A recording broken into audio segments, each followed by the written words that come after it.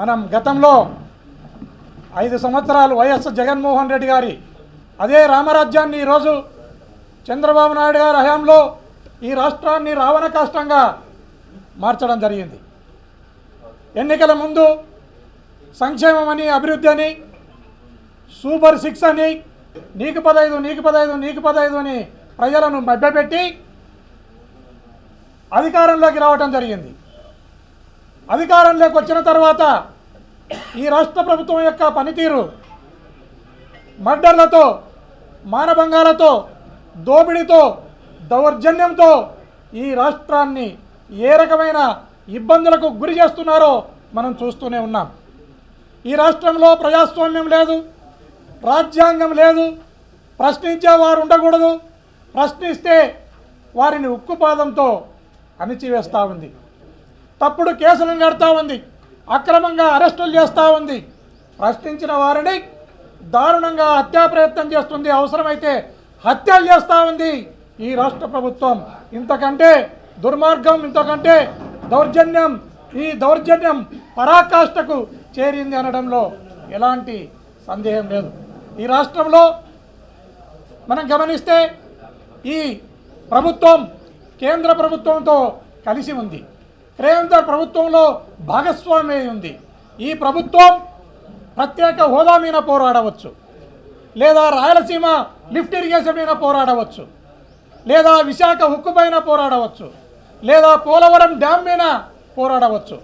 వాటినన్నిటి కూడా గాలికి వదిలేసి ఈ రాష్ట్రంలో ప్రశ్నించిన వారిపైన, అదేవిధంగా ప్రజాస్వామ్య వాదులపైన, అదే రకంగా వైఎస్ఆర్ కాంగ్రెస్ పార్టీ కార్యకర్తలపైన, లీడర్లపైన దౌర్జన్యం, హత్యలు, హత్యా ప్రయత్నాలు, తప్పుడు కేసులు, అక్రమ అరెస్టులు చేస్తూ ఈ ప్రభుత్వం ముందుకు పోతూ ఉంది. ఈ ప్రభుత్వాన్ని ఇంకా ప్రజలు ఉపేక్షించరు. ఎందుకంటే ప్రతి నిత్యం కూడా ఈ రాష్ట్రంలో ఏదో ఒక మూలన మర్డర్ అన్న జరుగుతుంది, లేదా హత్యా ప్రయత్నం అన్న జరుగుతూ ఉంది, లేదా మానభంగాలన్నా జరుగుతూ ఉన్నాయి. ఈ రకంగా శాంతి భద్రతలకు విఘాతం కలిగిస్తూ ప్రజలను, ప్రజాస్వామిక వాదులను ఉక్కుపాదంతో అణిచివేస్తూ ఈ ప్రభుత్వం ముందుకు పోతూ ఉంది.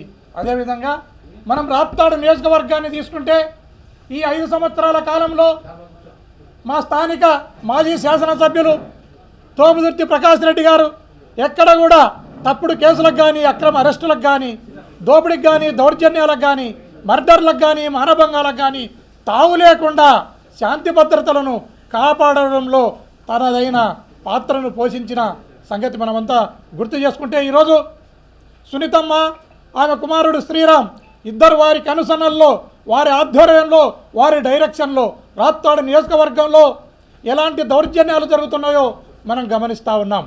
ఎలాంటి హత్యా ప్రయత్నాలు జరుగుతున్నాయో, ఎలాంటి హత్యలు జరుగుతున్నాయో మనం గమనిస్తూ ఉన్నాం.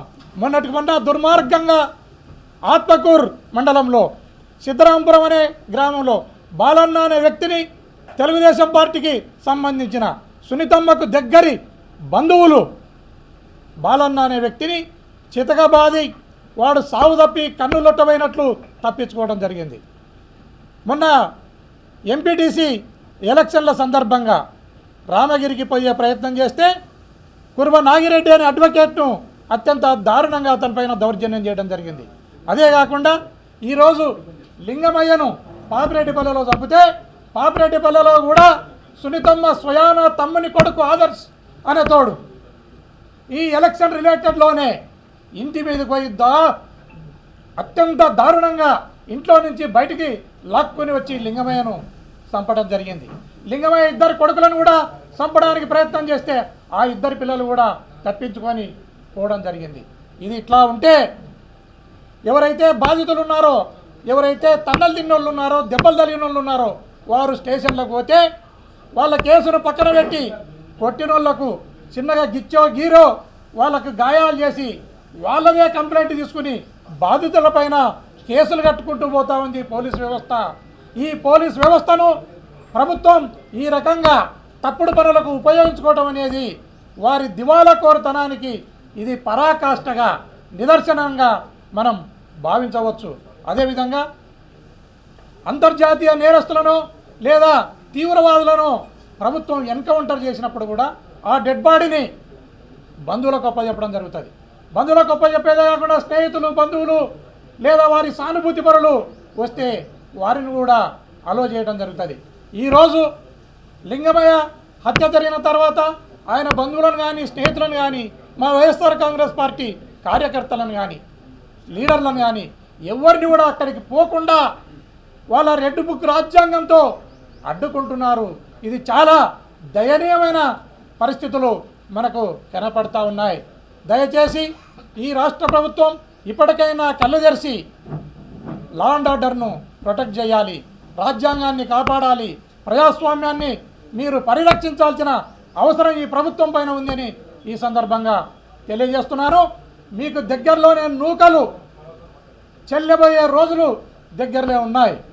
మీరు ఇలాంటి పరిస్థితులతో ముందుకెళ్తే ఈ రాష్ట్రంలో ఎప్పుడు ఎలక్షన్లు జరిగినా జగన్మోహన్ రెడ్డి గారు ఓడేది లేదు, నువ్వు గెలిచేది లేదయా, నువ్వు ఓడిన తర్వాత మేము అధికారంలోకి వచ్చిన తర్వాత ఇంతకు రెట్టింపు మీరు వడ్డీతో సహా మా వైఎస్ఆర్ కాంగ్రెస్ పార్టీ కూడా మీకు చెల్లించడానికి సిద్ధంగా ఉంది.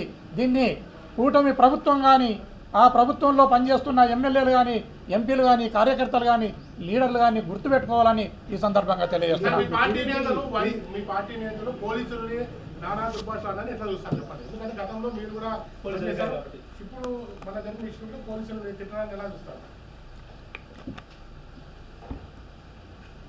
ఏ సందర్భంగా ఎప్పుడు ఎక్కడ జరిగిందో నాకు వాస్తవంగా తెలియదు. దాన్ని ఒకసారి దాని పూర్వాపరాలను నువ్వు నాతో చెప్తేసినా దాన్ని ఖచ్చితంగా దాని మీద నేను రెస్పాండ్ అవుతా, ప్రాపర్గా రెస్పాండ్ అవుతా.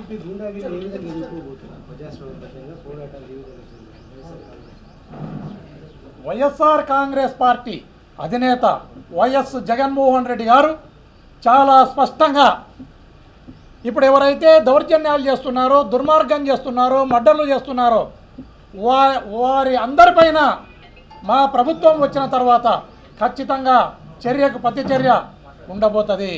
పోలీస్ ఆఫీసర్లందరూ కూడా గుర్తుపెట్టుకోవాలి, ఎవరైనా చట్ట విరుద్ధంగా పనిచేస్తుంటే వారంతా కూడా గుర్తుపెట్టుకోవాలి. వారు తప్పుడు కేసులు కట్టడం కానీ, అక్రమంగా అరెస్టులు చేయడం కానీ, మా కార్యకర్తలను లీడర్లను ఇబ్బంది పెట్టడం కానీ, అవమానం పెట్టడం కానీ జరిగితే వారి పేర్లను కూడా నోట్ చేసుకోవడం జరుగుతుంది. మా ప్రభుత్వం ఖచ్చితంగా జగన్మోహన్ రెడ్డి గారు ముఖ్యమంత్రి కాబోతున్నారు. నెక్స్ట్ ఎప్పుడు ఎలక్షన్లు జరిగినా అప్పుడు మీరు కూడా దానికి సంబంధించి మీరు కూడా దానికి ఆన్సర్ చేయాల్సి ఉంటుంది. మా ప్రభుత్వం కూడా తగిన చర్యలు తీసుకుంటుంది వచ్చిన తర్వాత ఈ సందర్భంగా తెలియజేస్తున్నాను.